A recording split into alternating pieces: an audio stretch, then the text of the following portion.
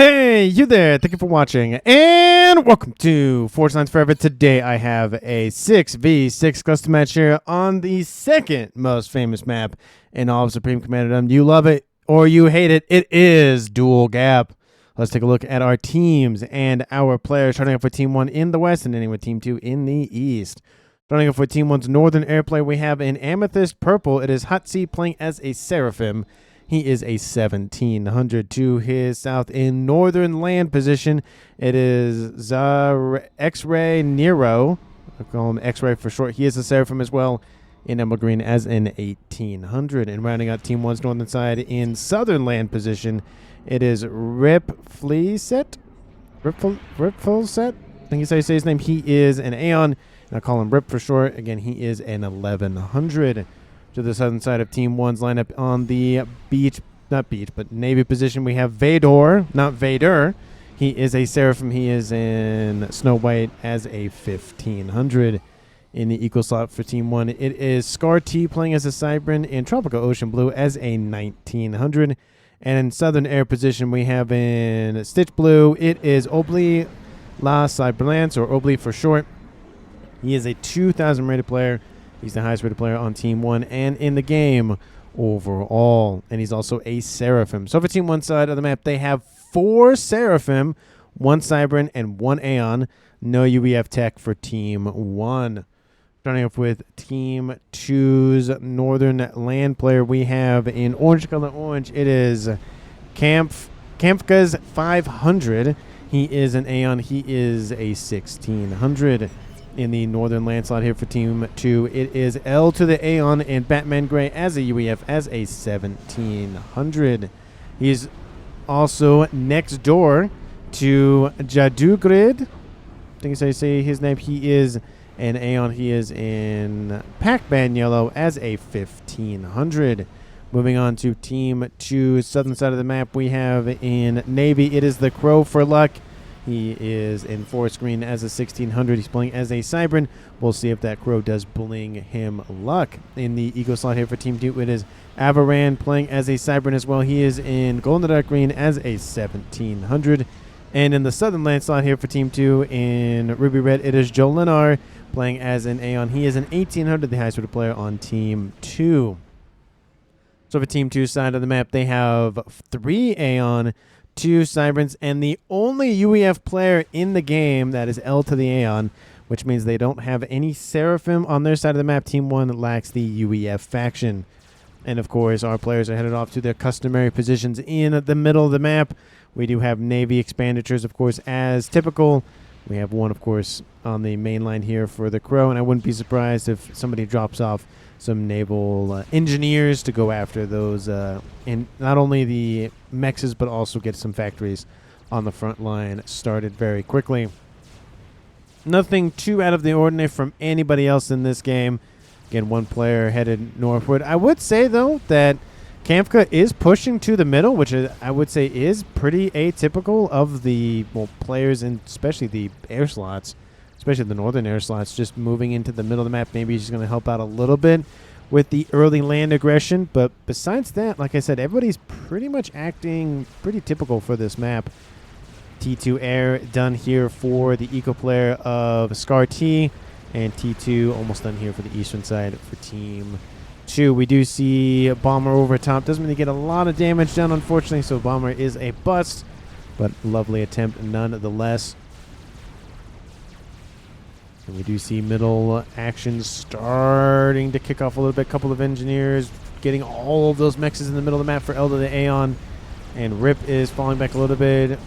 And it is the Aeon player of Jadugrid getting his nice little bit of reclaim there. X-Ray moving in, going for a gun upgrade. Trying to offer himself a little bit of a, punching bag in case some T1 units start to come at him in his frontline facilities there. Getting a lot of those facilities for spamming up those T1 Zui and Thams very, very quickly. Lots of interceptors constantly over the top here from a couple of different players in the game. We have L to the Aeon, we have Jadugrid, if I can say his name right, and we have Kampfka's sending interceptors over all the top. We do have a come-on-come action between L to the Aeon and X-Ray. And when they're trying to deny the upgrade, unfortunately, it does not get canceled for him. And L to the Aeon will receive a lot of damage from this. We do see Kamka moving in to try to intercede for his teammate. And of course, given this is a dual gap match, it is customary to be a share until death, where if a player dies, all of the stuff that they built goes the way of the dodo bird and explodes and is no longer active. You have to reclaim and whatnot. So it is very, very dangerous to die. It's not, a normal custom game where all of your stuff gets transferred over to somebody else. So players have to be very, very careful how they use the commanders, where they put them, what upgrades they have on board, because that could make the difference between surviving and full dying. We do have X-Ray receiving a lot of damage from those Aurora. Nano repair coming on, L to the Aeon, getting some assistance from Kamka to assist with the upgrade. And now he's going for a gun, and that's really going to help keep Team 2 somewhat alive. That overcharge really swung north, didn't it? And that will also be assisted by Jadugrid moving in a little bit more northward to assist with pushing back Team 1's X-Ray. X-Ray has fallen into the middle yellows, has to be a little bit careful here that he doesn't get overrun from Team 2's position. We do see sensor package going for Kamka. Kays. Again, I don't think I'm saying his name right. We see he gets a decent amount of vision on the map. Granted, this is a 20 by 20 map, quote unquote. It's in a full 20 by 20 box, but it only covers a sliver of that because the way it's designed. We do see a couple of Corsairs over the top from Scar T moving in to go after El Leon. He receives a ton of damage, drops into the low reds, but because of that nano upgrade, it pretty much regened him enough to survive. It's a good thing he went for that first instead of the gun upgrade. That is pretty customary, but he did receive a lot of damage initially, so it does make sense. He goes for that nano repair first. T2 Air now upgrading to T3 here for Scar T. T3 Air almost done for Hutzi, and T3 Air almost done, or at least coming online here for Oblee. Southern Side Air started T3 upgrade. Started T3 upgrade here for the rear, not the rear guard, but the Eco player, and then North T3 Air hasn't started as of yet. So we'll see if that allows Team 1 to get a little bit more advantage in air than Team 2. And again, with Kamka's on the front line, it is providing a lot of assistance here. Just, a little bit more than what is, like I said, typical on this map. T2 started here for Rip. He also has speed on board, so not going for range. That will put him at a little bit of a disadvantage. But to be fair, Jadugrid is going for T2 as well. So not necessarily a disadvantage one way or the other. Eldean going for a tank calm. He's going for his shield upgrade now. He has gun and, of course, nano already on board. T2 Navy is done here for Team 1. T2 Navy also done here for Team 2. Not a lot of naval vessels from anybody, which is very weird considering we usually see a lot of T1 spam, just trying to get a little bit of grabs on the middle of the pond there. But both players either they did it on purpose or by accident, pretty much have done the exact same thing, except maybe, there are a couple of vessels online for Team 1 and Team 2 in the water here, just not a whole lot. We do see Frontline Facility going for a couple of some frigates and subs, so we'll see if that plays a whole lot of roles. I don't expect it to, really, especially because it's, out in the open and not back here in the corner.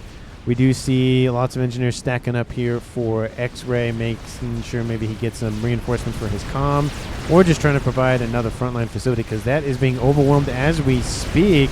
He has some Ilshis online. T2 land headquarters probably will be the target of this inbound aggression. Couple of pillars in the mix, decent amount of blazes as well. Kamka is looting with his comm again. He doesn't have a speed upgrade, but he does have range. And Rip does have shield on board as well, so 8,000 additional hit points on board to keep him alive a little bit longer. And lots of veterancy going to happen on X-Ray's comm. He gets his second vet, and now this should get him pretty close to his third. And the T2 land headquarters will survive, unfortunately for Team 2.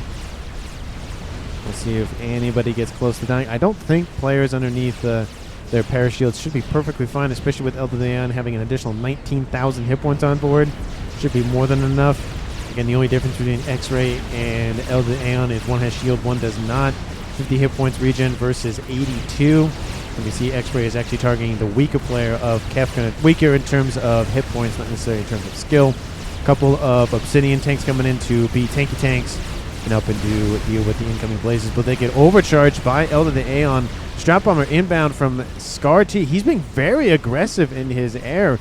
Usually we see no units outbound from the Eco player, but it looks like he's doing pretty well and trying to be very aggressive. Second Bomber inbound, and Kempka's not looking too hot here.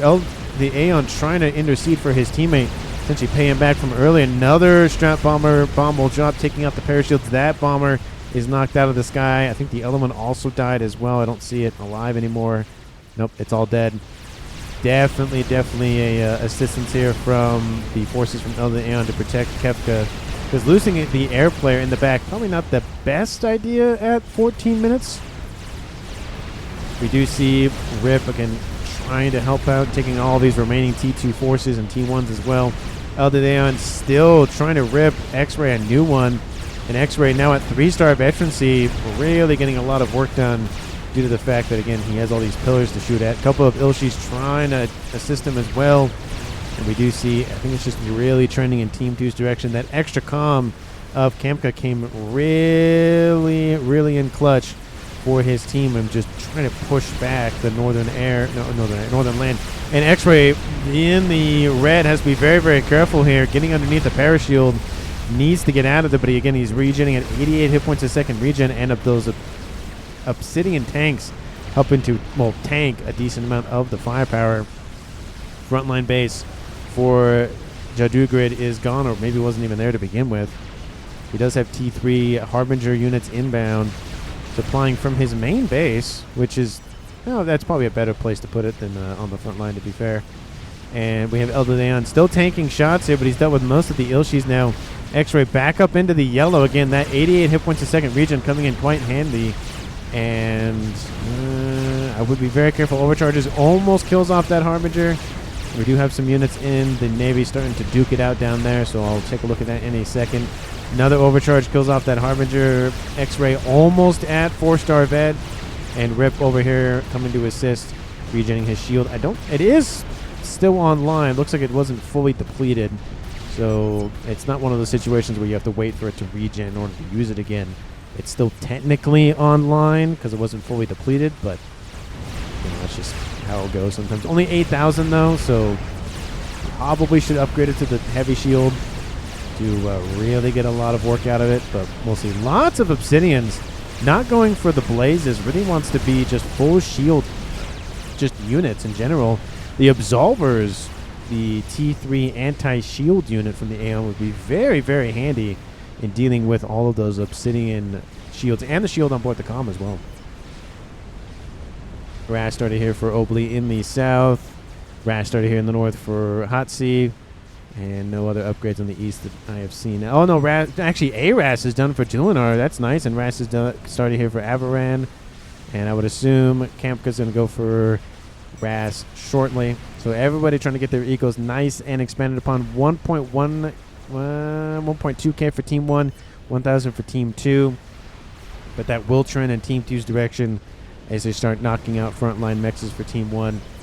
Team 1 has already lost their northern frontline land base, and their southern frontline land base is not looking too hot. Engineers are inbound probably for reclaim efforts. Transport heavily damaged.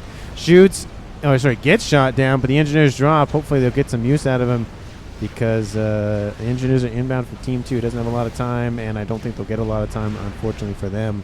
We even see some engineer reclaiming going on from the Navy player of Vador. He's not doing super well in Navy. He is being slowly pushed back by the fleets from the Crow, so I guess the Crow is providing some luck for him. Lots of Harbingers starting to run around here from Team 2's. Jadugrid has to be, again, super careful about really running all those forces in because overcharge kills all those off. That's a lot of reclaim to scoop up. Team 1 probably switching into experimental tech shortly, I would imagine, especially with this inbound land force. Team 2 has pretty much one land, so great job there, Team 2. Again, that additional player of Kampka's really, again, wasn't the biggest star, but definitely helped out a lot in keeping not only himself, but his teammates alive. We do see that's a full clean out of Team 1's land. And now we'll see, yep, efforts in the Navy have emerged outbound from X-Ray, and I would not be surprised to see it out from RIP here shortly. 3 naval players could be deadly in this game because you lock out the Navy and you can kill off multiple bases. It is going to be a slow burn, however, so it will take a while to really get to that point. So we'll see how the Navy situation shakes out. We do see T3 Scar T says, oh yeah, he's asking for a T3 Aeon engineer. He is going to get some, I would assume, Seraphim tech, so he gets those, bigger and better shields. Going for artillery, not going for nuke. I'm assuming he notices that there's SMDs over here already. Yep, there's one right there, so he won't build that in time. And there isn't an SMD up here. I would not be surprised to see one. Well, this one started, but not finished. We'll see how that goes. So maybe the nuke could have been useful, but he really probably wanted to go to the eco base here for Team 2. So, it is the trend, and a lot of players do find a way around the trends or the metas. So you make new metas, and then metas have to be made to deal with those metas, and it's just a revolving door of, rock, paper, scissors, wizard, whatever nonsense. And we do see the destroyers are underneath the surface of the water, which is a good thing and a bad thing. The good thing is that they can't be shot out by the destroyer's main weapon systems. The downside is the laser weapons can't be used because they're underneath the surface of the water. So you essentially cancel out your above water tech, but you do switch over to mainly torpedo tech. But it looks like some of them have emerged, or all of them have emerged, after dealing with a lot of those destroyers. We have a couple of cruisers in the mix as well, but I think these destroyers might be more than enough to deal with this inbound aggression from Team 2, especially with some bombers overhead to targeting all of those bigger and more annoying units. But there are still some destroyers back here really bombarding these laser cannon destroyers from Team 1. Lots of engineers scooping up reclaim. Good to see that from Team 2, really trying to harvest as much of the mass on the field as possible. Team 2 is leading that situation, 115 almost to 80 pretty much.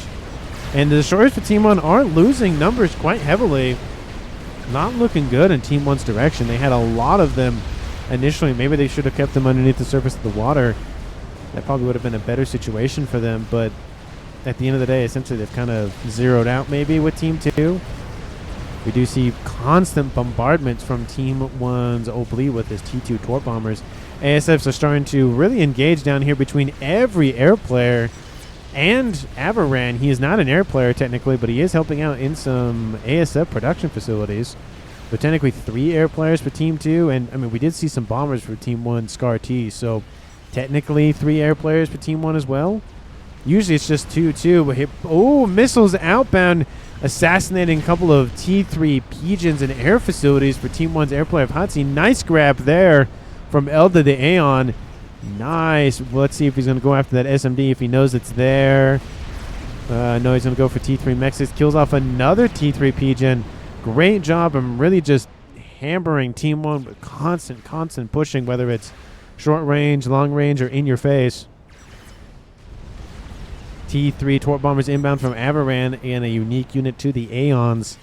And he's Cybran, so we got some Aeon tech. So good use of that. Wait. What?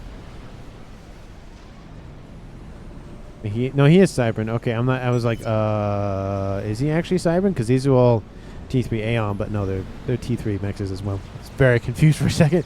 Why go as a Cybran player and not use the Cybran tech?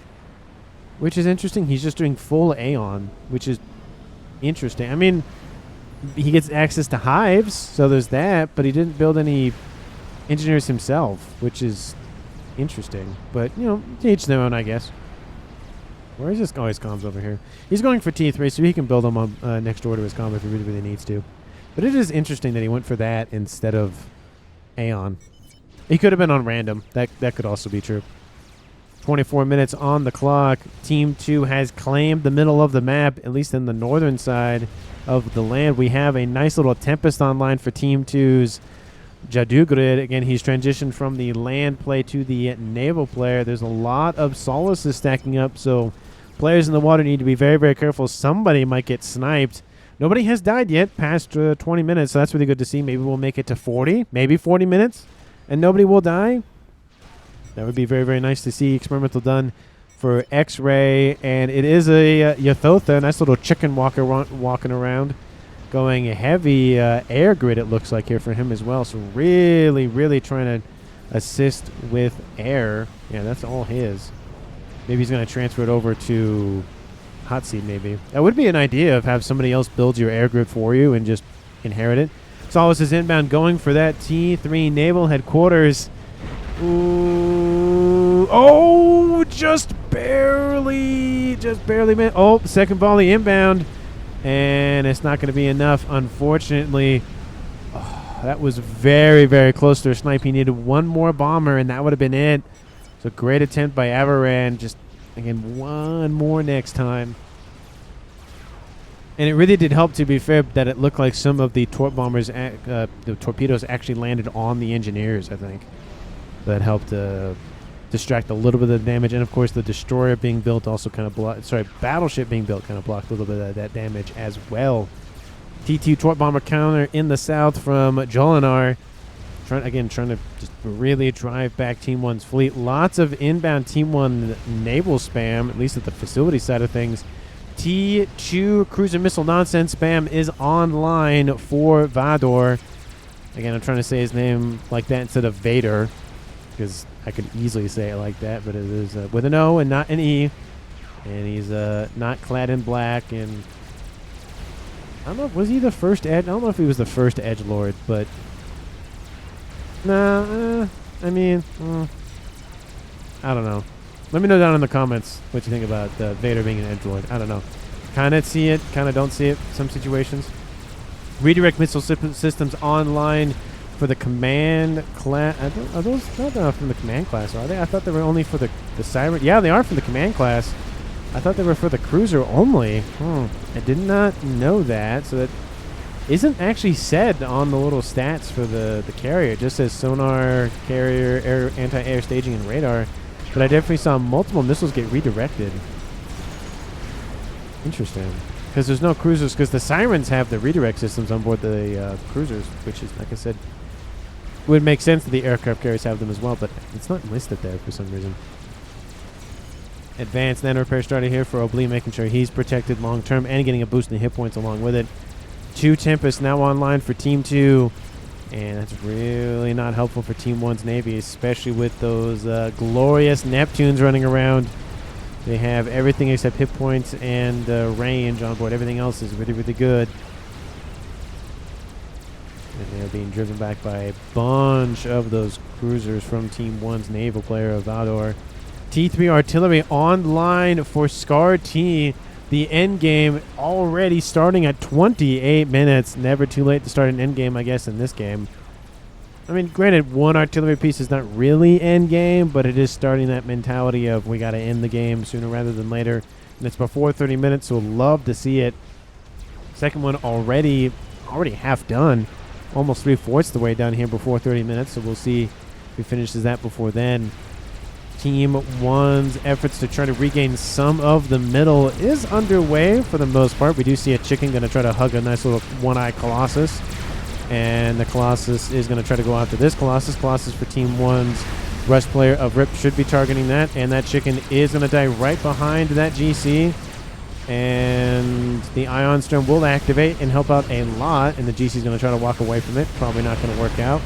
The Iron Stone will prepare most of those T3 assisting units, those Harbingers. The GC is running away. You got to fight that fight. Oh, this is unfortunate. Team 1 would have won that engagement had he just kept lasering that Colossus, but now he's not going to win it. No, he's not going to win it just because that Colossus is going to gain more veterancy. I know he's trying to get out of the way, but no, it's not going to work. That is unfortunate. Ooh.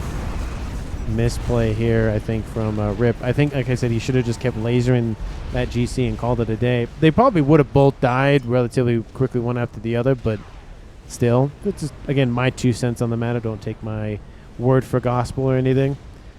Czar online here for camp in the north. And I'm assuming Team 1 knows about that at least.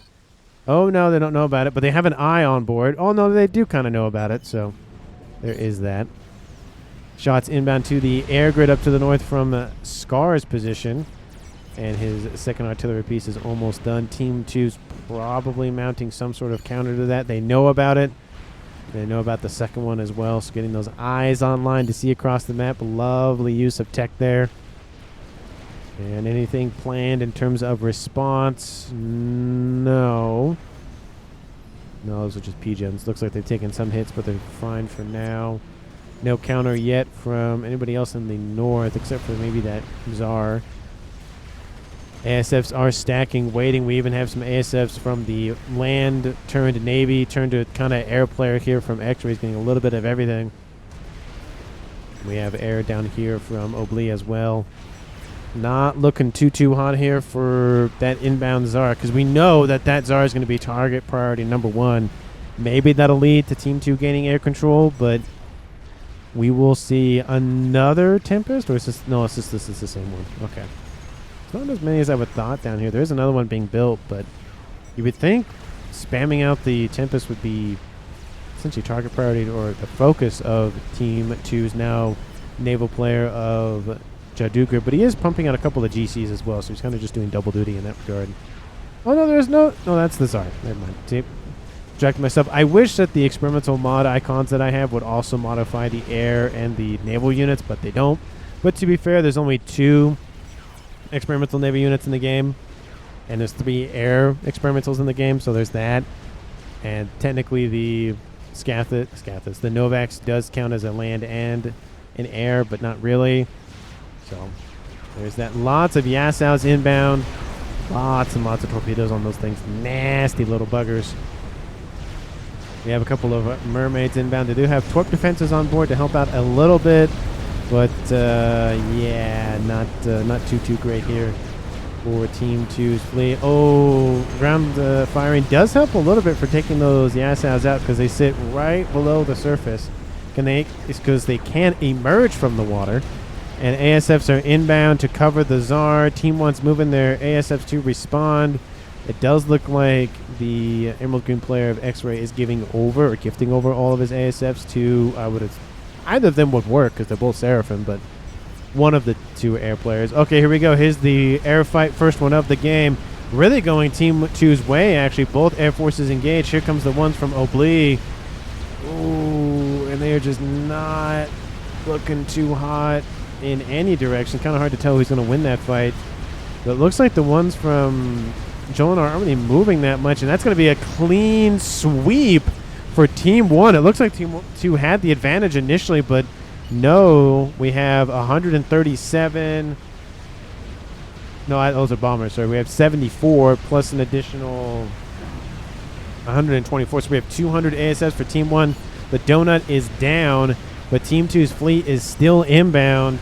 We have a counter Tempest coming online for RIP. They can't build Atlantises or Atlantes or Atlantis, which is interesting that we don't see that. Ooh, looks like Elder the Aeon just got hit pretty hard.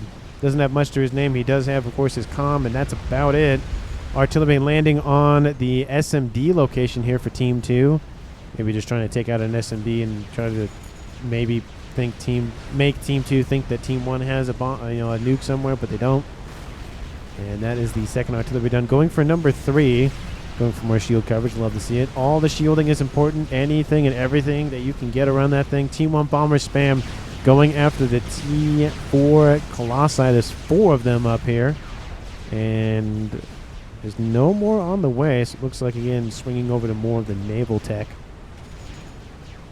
Team 2 still has not gone for a sort of counter on the artillery pieces, unless they're going for an air. Okay, well, there's this. How many squadrons? How many of you? 31, so almost 3 squadrons. That should be enough. Team 1 does have some AA, but it is right here, so the bombers will be able to drop a payload at least, while, if not before, they're shot at, or kind of while they're being shot at, so that will definitely be enough to crack that shielding. Obviously, Vador standing there, probably not the best place to stand, to be fair, because he is not super close to a P-Gen, but he's kind of in the middle of 2 of them. We do see the comm of Scar T going up behind to go after the first game ender of the game. It is the Scathis T4 mobile artillery piece. Again, the less amount of time it takes to build obviously is a good thing, but the earlier in the game it's built, the better, because the later in the game, more shielding. The Scathis, at least one of them, is not really strong enough. You really got to get that thing going sooner rather than later. Bombers him down, taking out a couple of the aircraft carriers, taking out a little bit of the AA. Team 1 is pushing against the ASS for Team 2. The bombers are staying back, which is actually benefiting Team 2 because all these ASFs are being shot at by all the stationary and mobile AA, which are slowly weakening their numbers. But it is still an air win for Team 1 nonetheless. The bombers, though, are still a concern. Even if Team 1 doesn't know about it, there's also some bombers online for the Northern Air player of camp as well. So we have a squadron, almost a squadron up there. We have 8 of them. And then again, the 30-something down here. We could see a double bombing raid or a simultaneous bombing raid from the north and the south, maybe. Lots of easy targets, you know, PGens, all the mass fabs. So definitely stuff to go after.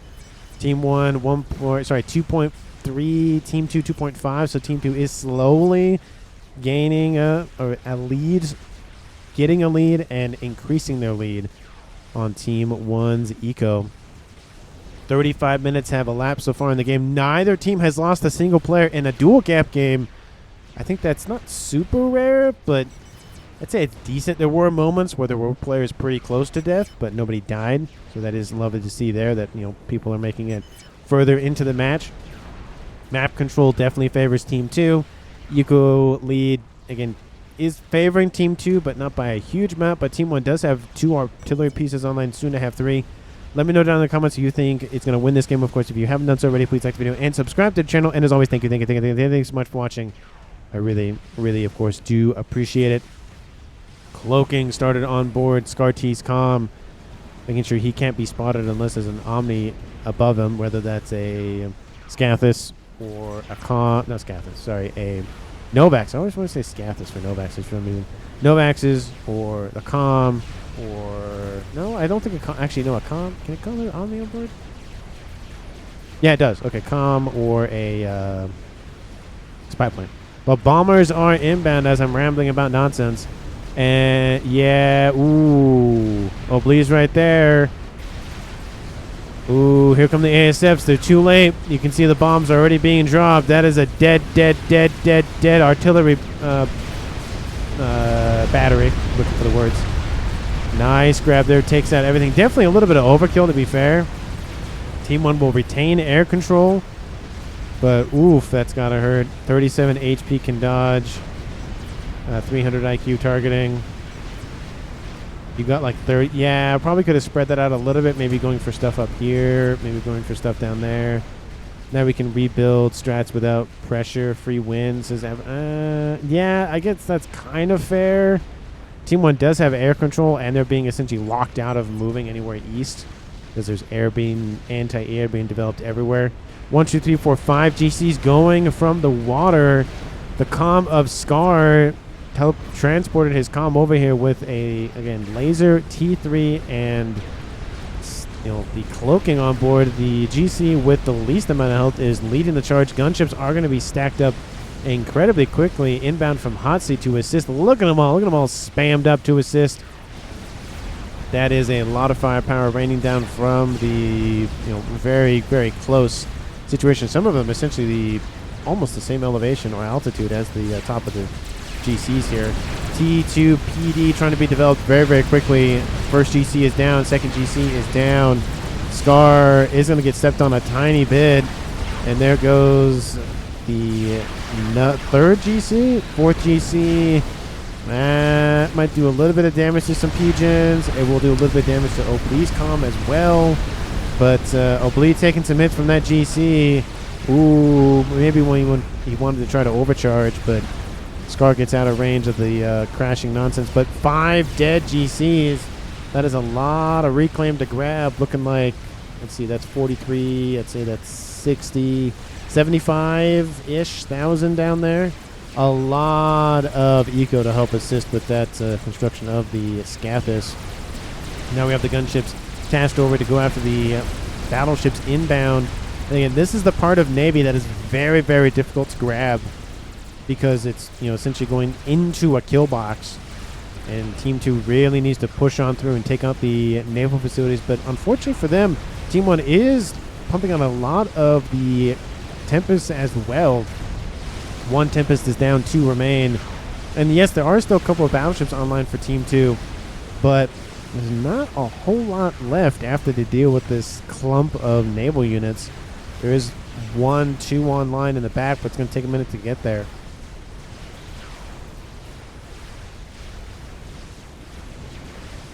And we do have the Tempest targeting the T3 naval headquarters. Definitely a smart play there. Bomber inbound from Hot Sea. There's a lot of flak here. He has to drop his payload and get out of there. Look at that. Those hit points just start to be erased. Hits the bubble on that bulwark. Kills off a couple of units below that. Actually kills off the bulwark as well. And did drop about half of its hit points. So another bombing run might help, especially with all the hover flak. And the payload is dropped. There it is. There's still AA raining in on top of him. They'll drop a lot of dead engineers who are just trying to feed their families. Kills off a couple more AA units, but again, heavily damaged bomber. Probably not worth it sending it in, at least right now. And we have possible engagement on land over here. T2 artillery being spammed up. T4 GC T2 artillery. We have shielding. No PD, mainly just artillery. Oh, there's a couple of Oblivions in there. But T2 torp bombers inbound from X-Ray to assist with killing off all of those Tempests. The Tempests do have torp defense on board, but again, 1,000 of anything will kill anything. So are they being dropped directly on top of them? It kind of looked like it was. The second Tempest is down. 1 more remains. At least maybe that is that the second Tempest. Oh yeah, because there's one right there. Yeah. Oh, there's also one right there. GC on the water, helping out the best they can. Is that laser inverted? Oh, it does look inverted. Look at that. It's actually, is it? No, is it inverting over the water? Oh, it's inverting over the water, and that's interesting. I didn't notice that. Yeah, it's inverting also over the sand. You can see it better. Yeah, look at that. That's cool. I didn't notice it did that. I know it did it on snow maps, but I didn't know it was an active thing, not a passive thing. Interesting. Okay, anyway. GC in the north here from Team 2's Jaju Grid. Bomber still trying to be as useful as possible. Chicken probably will survive. Not the second GC, but the first one at least. Team 2, are you mounting some sort of a counterattack to artillery, Scathis, whatever, from Team 1? Satellite online for Team 2's Elder. Ooh, ooh, ooh, ooh. There it is, ladies and gentlemen. There's the overcompensator. There she is. Or there he actually, excuse me. There he is, I should say. Salvation is being reclaimed because this is definitely a better option. My opinion, of course. Scathis is almost done. Does Team 1 know about the Mavor? No. Does Team 2 obviously know about the Scathis? No. So neither team knows about the other game ender. This is going to be fun, but the game ender for Team 1 will finish first. And we have tons of Team 1 spam inbound from Team 2's Jadu Grid, really just trying to overwhelm the defenses from Team 1. But I think with a couple of GCs online, Chicken, tons of gunships to the north as well from Hot Sea, it's not going to be enough. We have some cruiser missile spam inbound going after those T3 naval headquarters. They locked it out. Nice grab there. I think a lot of those cruisers also immediately died from some bombing raids, but they were able to take out the headquarters for the naval players, so nice grab there. And where is that satellite from Team 2? Should be easier to see with that. Oh, there it is right there. Over here to the north going after, it looks like TMD plus PGens plus whatever else. Bomber still online. Again, still was hurting considerably, but isn't too bad. DC being lasered. Chicken is still alive. Now it's out on second vet. And now we see the pushing back in the land situation for Team 2. But there is an ASF little ball inbound, and they will kill off that Tsar. Second pass should be enough. There it is. It does get a little bit of distance back home. And looks like it actually kills a couple of ASFs on its crash land down. But at the end of the day, it might get reclaimed by Team 1. Maybe. In terms of reclaim, Team 1 now in the lead, 470,000 versus Team 2's 400,000. And we have Team 2 2.9K versus Team 1's 2.2. And Scathis Fire is inbound. And Bomber inbound as well. It's going to hover bomb, it looks like, killing off a chunk of the air grid. Hopefully it doesn't damage itself, or at least get hit by artillery. But with the additional Scathis firepower, wipes out almost the entire air grid to the north. Team 1 now knows of the Mavor's existence, and it's online. Oh, not great here for Team 2. And I think that bomber accidentally killed itself with its own bomb. Ooh, that was kind of rough. Ooh, had that bomber stay alive, it might have been enough. Ooh, that was very, very close for Team 2's loss of a Mavor. That could have maybe turned the tide of the game heavily in Team 1's favor. 11,000 HP, says Jolinar.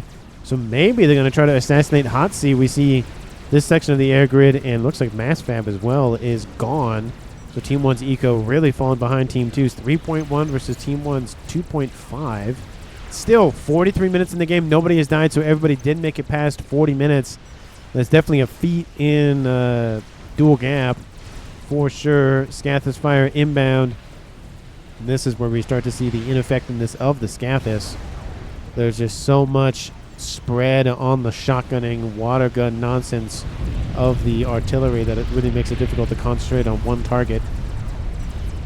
I mean, it's good for taking out an air grid, but Elder the Aeon has been defeated by Oblee in the south. Looks like he was shot at by T2 artillery over here, so Team 2 loses the first point of the game, and then Hotzi is assassinated by the artillery piece from camp. Yeah, it was landing right on top of him. Ooh, that was one after the other there. Looks like there was a Billy Nuke right here, taking out something. And the entire base for Hotzi is gone. A Northern Air player eliminated. 5v5 game. That's a lot of mass income that Team 1 just lost. It's now 2.2 versus 4.1, 400, 3.3. Lots of numbers jumping around, maybe power fluctuations or something like that. Huge advantage now. Look at all the dead stuff. Granted, that's a lot of reclaim to scoop up. But, oof, that is a lot of dead stuff. Team 1 needs to cannibalize immediately. Scathis Fire still raining in. The shielding looking fine for now. Definitely needs more of it. And there are SACUs being airlifted over to assist. So that should be more than enough. And here comes another volley. Donut inbound once again from Team 1. Going to get killed off essentially immediately. Kills off a couple of ASFs with its crash damage, but not enough to really affect any huge outcome. We do see 2 chickens severely damaged, 1 GC severely damaged, with 2 of them not perfectly fine, but not too bad. And they're going to wipe out all of the land. Team 1 trying to push back in some way or the other. Second Scathis has been started by Team 1 Scar, and there is that satellite constaboo providing intelligence for Team 2. SACU died, don't know where. And it died over here. But Team 2 still pushing on Navy. Artillery now landing on Oblee's base. He's losing his air grid. Not looking good for him. And that Mavor just doing tons and tons of damage. I wonder how much. It only killed about 73,000 mass, but it does have 51 kills. I'm also surprised there isn't a PGen here or here. Maybe it was damaged by that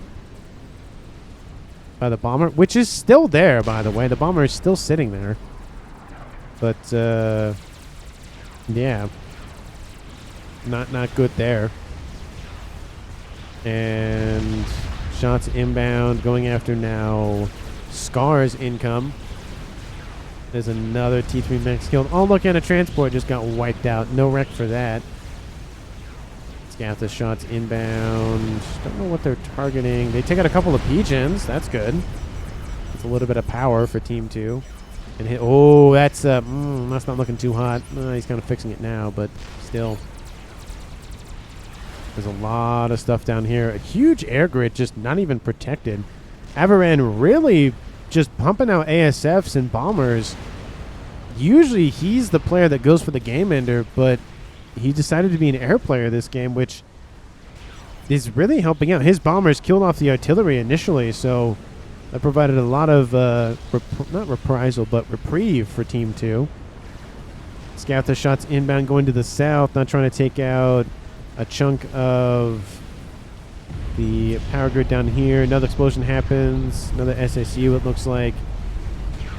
And it looks like the Navy kind of dying down. Now we have naval artillery from the Scathis going after this. Or I should say Scathis shots going after the naval stuff. Team 1 cannibalizing as fast as possible.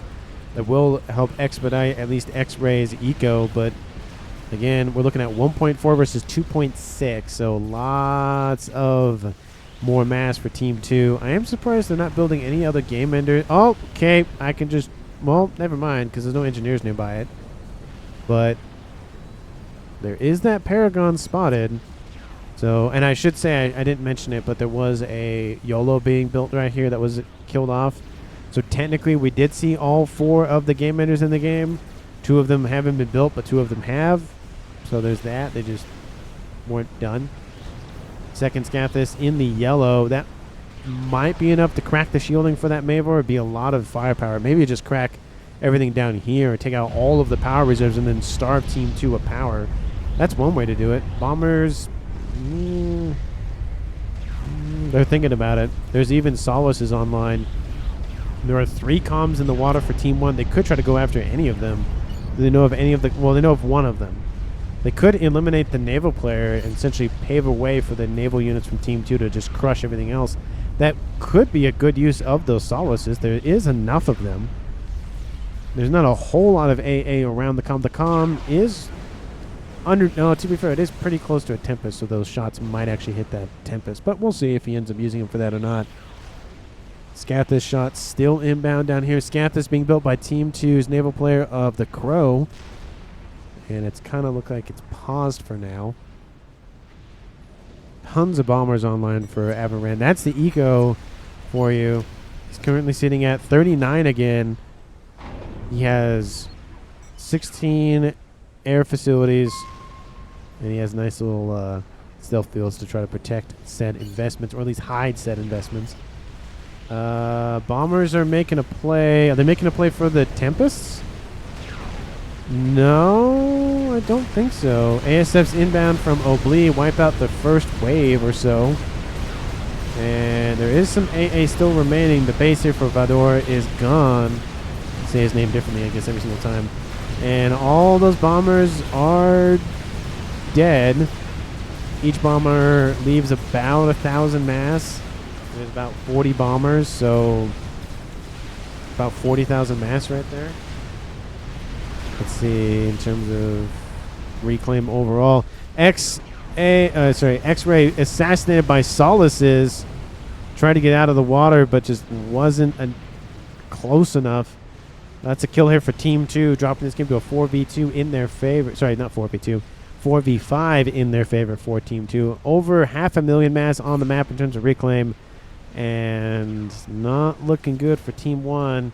Again, I will bet on the Mavor 99 times out of 1,000. 99 times out of 100 going against a Scathis. And so over the shielding is holding, but really needed that second Scathis to really drive the point home, I think.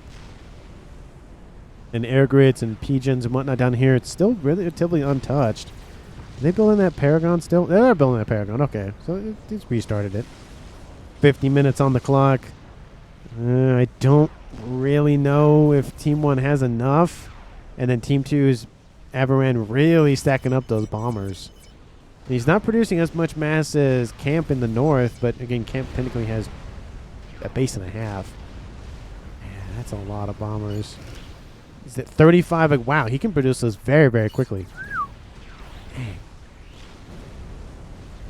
And it's just looking like everything is kind of just slowing down for Team 1. 1,000 mass income versus almost 3K, so 3-to-1 advantage. Bombers inbound, maybe for Rip. And yep, they're going to kill off rip for Team 1, killing off everybody in the north for Team 1. Bombers are going to take heavy casualties, but that is a dead calm, even with the heavy shield upgrade. There he goes. That is another kill here for Team 2. Bombers inbound. Some of them might make it to that Scathus. None of them make it to the Scathus. But it doesn't matter. And they even kill off Team 2's Vado with some solaces from camp as well. That's another dead player for Team 1, dropping this game to a 2v5 in Team 2's favor. And I think at that point, that's pretty much the end of the day. GG's from everybody in chat. Even Oblee says GG's. Rip says pretty happy with me on this one. You wear on comm. What? It was a decent game. Didn't expect to hold up that well. I mean, I think Team 1 did pretty well. I just think that snipe on Hot Seat really set things in motion for Team 2, at least for the northern side. And then Team 1 not getting a second Scathus or not getting their artillery, nuked or at least bombed out of existence. That didn't help. And then, yeah, it just wasn't a super favorable game for Team 1. But, that's just how the game works. Somebody has to win. Bombers able to almost assassinate Oblee. And we have counter Scathus online for Team 2. Oh, no, yeah, right there. There it is. So, artillery piece, another satellite starting here for Rip, because why not? There goes Oblee, assassinated by bombers, leaving just Scar T, the last remaining player on Team 1. And again, to be fair, his Scathus is still alive. He's still alive. Team 2 knows where he is. And there goes some Scathus shots. It should be one more Mavor shot. Should be an... Oh, nope, never mind. Kills off the Scathus. Will you teleport out of there? Will you die by bombers? What will you die by? Scathus shots inbound. Bomber. Two more. Oh, there it is. Yep, there he goes. So it looks like he was killed off by Avaran's bombers. Yep, there it is. Avaran wins the game, or at least Team 2 wins the game. And that is it. 54 minutes on the clock, and Team 2 wins the game. Hopefully everybody enjoyed. Let me know down in the comments what your favorite moment of the video was. MVPs for me, I mean, I gotta give it to the atypical move by Avaran to go for an air player role instead of the eco player, because usually eco just goes for game ender or artillery like we saw from Scar T. But those bombers really helped out Team 2. They wiped out the two artillery pieces here, which were online pretty early, to be fair. That gave Team 2 a little bit of respite from there, and then killing off a whole bunch of other stuff. Granted, there were runs that the bombers were just completely wiped out, but I do think him going for that additional air player role definitely helped out Team 2. And then, of course, obviously the Mavor was really, really nice to see, the overcompensator as he is. But, I do think the Mavor, like I said, is a better game ender than the Scathus. Just my opinion. Mavor can be built late game, early game, or not late, earlier in the game, later in the game, and it's the same thing. The Scathus, it falls off, I think, quite heavily, especially with a shielded base. Now, if you can wipe out the P-gens and the not eco, but the power at least for a player, that's different. But that's a whole other thing. But let me know down in the comments what your favorite moment of the video was, who your MVP is, or whatnot. Thank you so much for watching to the very, very, very end of the video. Like I said, it's been a while since I casted a dual gap map, so hopefully everybody enjoyed. And I will see all of you in the next one.